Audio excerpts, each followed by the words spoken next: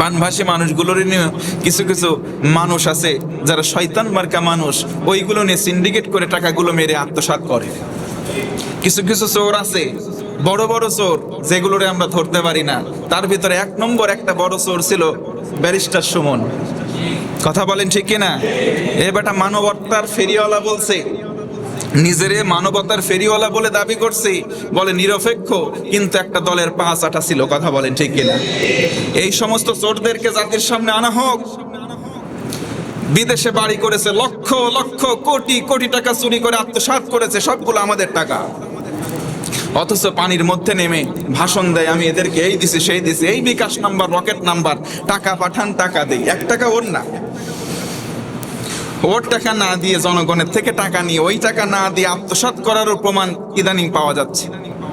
তবে দেখেন, মানুষ যখন দুর্যোগপূর্ণ পরিস্থিতির মধ্যে নেমে পড়ে বা দুর্যোগের মধ্যে পতিত হয়, তখন তারা দুর্যোগ থেকে হেফাজতে আসে, আমাদের দায়িত্ব তাদের পাশে দাঁড়ানো।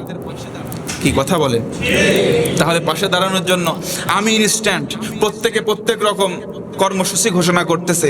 সবচাইতে প্রশংসার দাবিদার সে হচ্ছে আস-সুন্নাহ ট্রাস্ট ফাউন্ডেশন, শেখ আহমদুল্লাহর নেতৃত্বে যে কাজটা হচ্ছে, এটা আমি মনে করি বাংলাদেশে যত ইউটিউবার আছে, যত মানবতার ফেরিওয়ালা আছে, সবচাইতে ভালো ফেরিওয়ালা হিসেবে বর্তমানে আমাদের দেখা এই পর্যন্ত ভালো কাজ করে আসতেছে শেখ আহমদুল্লাহ। কথা বলেন ঠিক কিনা?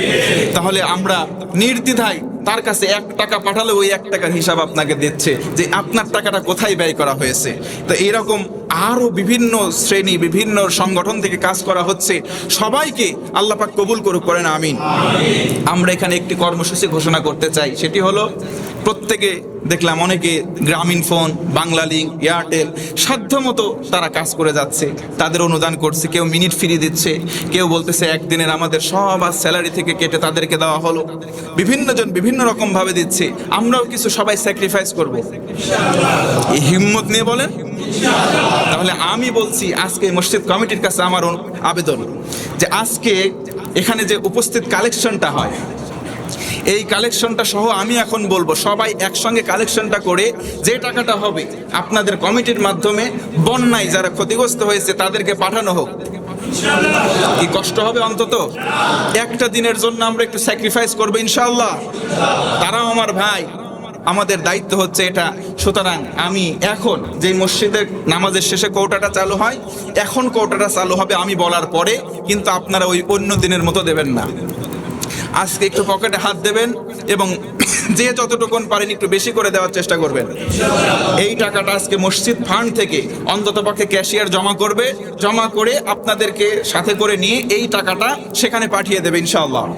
সেটা হোক আস-সুন্নাহ ট্রাস্ট হোক আর ওই অন্যভাবে হোক। আপনারা কি কষ্ট পাবেন?